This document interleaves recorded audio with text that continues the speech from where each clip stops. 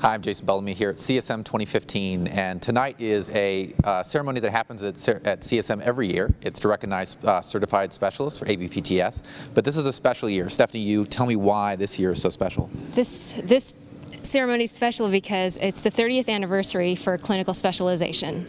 So in that 30 years, give me a sense, how many people have been certified? How many people will be recognized here today?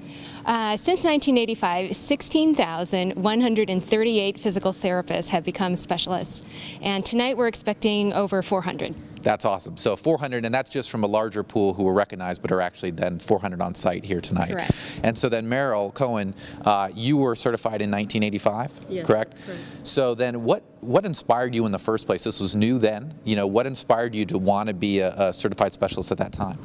Well, absolutely. We had no idea what this was going to entail, but we knew that there were many, many people working on this for the decade before that, trying to actually get somebody to become specialized. And a few leaders in the field, Scott Irwin and Linda Crane, had the opportunity to develop and sit for the exam, as well as myself, with the specialization. And it was an opportunity to relate with one another and see that, in fact, we were meeting the expectation of what we thought was best practice at the time. And at the time, the standard was bed rest for cardiopulmonary and acute patients. So there was a lot of resistance out there. And nationwide, there were only a handful of us that really had the opportunity to try to encourage our peers and other healthcare providers that this was the right way to go. And exercise as a lifestyle choice was not something that was very well accepted, and so we had an argument there with a lot of our peers, but we really believed whatever evidence there was, that was the right way to go. And so sitting for the exam was one way to try to get credentialed and credibility in the healthcare arena. And for me, it was an opportunity to give back, because I knew I could. It was a very rigorous exam. It was a 2-day exam. It was, we needed to, in order to be eligible, we had to have 10,000 hours of clinical practice, which was over 5 years. We had to show very good evidence of research skills, education skills, and administrative skills. So there weren't too many of us that really could sit for this. So it was my opportunity to give back to the section and APTA that basically got me involved in specialization. And when you mention bed rest, and then you mention also too sort of the lack of focus on exercise at the time, it shows how things have changed. To that point, you know, you don't just get certified one time and you're done. You need to maintain that certification as you go. So what brings you back, and how important is that lifelong learning experience?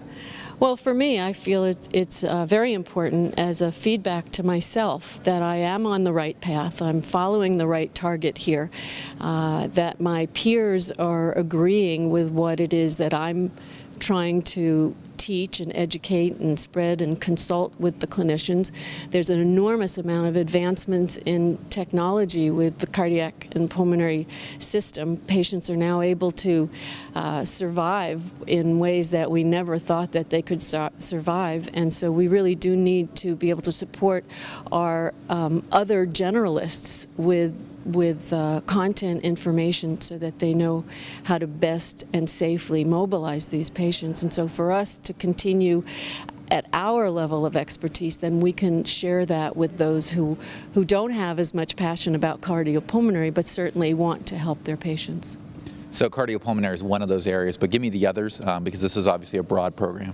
Well, currently there are 8 specialty areas recognized by ABPTS. I'll try to go alphabetically. So cardiovascular and pulmonary, clinical electrophysiology, I think geriatrics is next, neurology, pediatrics, orthopedics, sports, and women's health. Well done. So you passed the test, so that's good for you. So then, broadly speaking, why is a program like this so important? Meryl talked about what she gets out of it, but why is it so important that physical therapists consider specialist certification, in your opinion?